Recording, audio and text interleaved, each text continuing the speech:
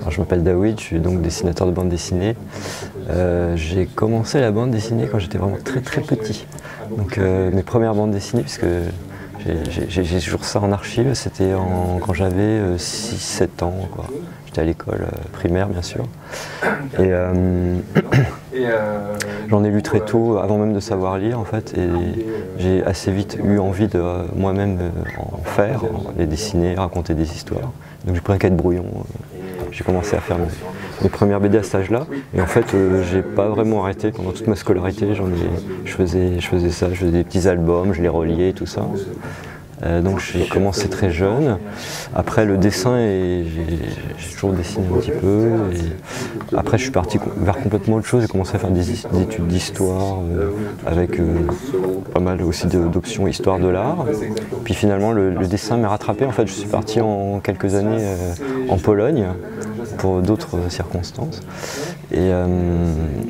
Et c'est là que le dessin m'est revenu et j'ai commencé à travailler professionnellement en Pologne dans le dessin là-bas, en faisant un stage dans un studio de dessin animé, puis ensuite en faisant des dessins ponctuellement, puis des strips de BD, des illustrations d'articles, etc.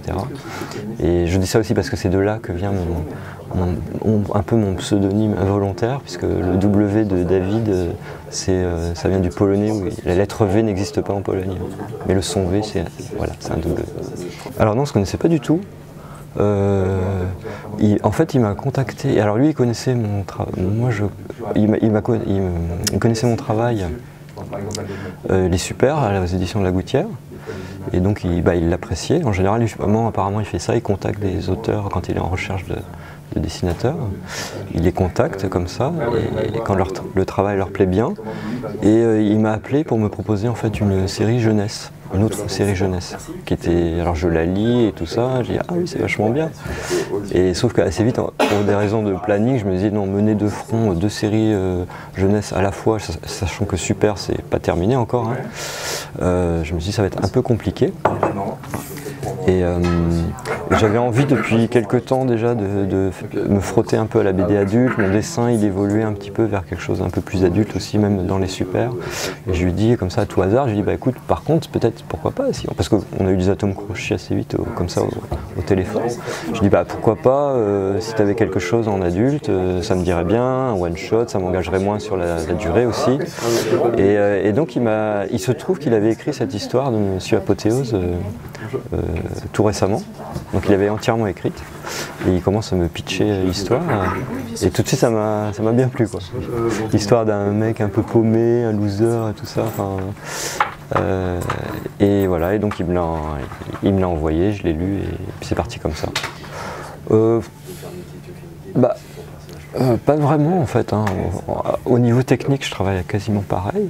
Après mon dessin, oui, ça fait un petit moment que j'essaye de le travailler, d'évoluer, d'être forcément dans des proportions plus réalistes. Après j'arriverai pas à faire je suis pas assez bon dessinateur pour aller vers du réalisme complet, et puis j'ai pas le souhait non plus, j'aime bien rester dans le semi-réalisme un petit peu. Ils ont tous des tronches un peu caricaturales bien sûr,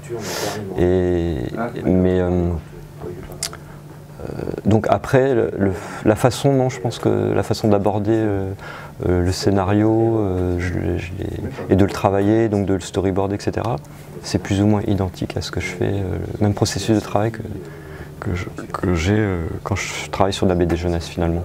Oui, c'était intéressant de travailler avec notre éditrice évidemment de ce point de vue, parce que oui, on a fait quelques petites modifications, on a un petit peu approfondi, le personnage de Camille, qui est hyper important quand même, était un peu moins approfondi au niveau caractère. On a rajouté des choses, l'histoire quand elle était jeune elle faisait du violon, ça y était pas. Donc on a un peu étoffé, ouais. Et puis aussi pareil, on s'est rendu compte au storyboard, on s'en rend plus compte que la fin était beaucoup plus brutale et rapide en fait. Donc c'est pareil, on a un peu étendu on a retravaillé sur ça, ouais, entre autres. Ouais, c'est toujours. Oui, c'est ça. Par rapport à ce qu'on a comme indication dans le scénario au niveau du tempérament, comment ils se comportent, tout ça, tu as des images qui te viennent où tu les imagines après de telle ou telle façon. Oui, Théo, j'ai fait Théo, je crois qu'il m'est venu assez rapidement. Je crois que Julien l'imaginait un peu plus âgé. Moi, j'en ai fait plus un trentenaire. J'imagine un gars qui était encore à l'âge où des fois tu sais pas trop encore ce que tu veux faire de ta vie, tes choix sont pas bien. Enfin, tes choix, qui sont pas jamais définitifs, mais voilà, t'es un peu perdu. Et donc, oui, tout de suite, j'imaginais plus avec un gars un peu plus jeune, avec cette chevelure un petit peu qui au vent et tout ça. Enfin, le gars qui se laisse un peu porter en même temps par les choses, et qui est accablé par soi-disant un destin lié à son nom. Et alors après, ça je me souviens plus, c'est en discutant avec Julien, je crois effectivement que pour le Pépin, l'écrivain, il m'avait donné, lui il l'imaginait, il m'avait donné comme référence l'acteur Édouard Baird. Et je pense qu'effectivement, du coup, je suis dû partir de ça. Après, je lui ai fait un nez beaucoup plus proéminent. mais voilà. Et puis Camille, le troisième personnage, je crois que c'est venu aussi assez vite. Je sais pas pourquoi. J'ai eu je l'ai imaginé comme ça. Un tempérament un peu. Bon, elle a ce fameux trouble. Je dirais pas plus, on va rien révéler, hein, mais avec son caractère, quoi. C'est ça qui me plaisait bien aussi, hein, évidemment. Et, donc ouais, je l'imaginais un peu comme ça, et un petit côté Amélie Poulain, je pense aussi, ce qu'on dit aussi parfois. Et voilà, du coup, ouais, j'ai trouvé assez vite, au niveau de leur apparence, le trio, là. Peut-être que le fait de porter un nom ou un prénom aussi, on dit des fois, hein, ça occasionne une certaine destinée, ou en tout cas c'est un poids. Et d'ailleurs, je crois que c'est marrant parce qu'au départ, Julien, quand cette idée lui est venue en lisant un article sur Internet, comme ça, sur son smartphone. Et, sauf que comme il dit toujours, il avait la vue qui devait baisser un peu, et lui, ça parlait d'un certain monsieur Apothéose. Mais lui, il a lu Apothéose.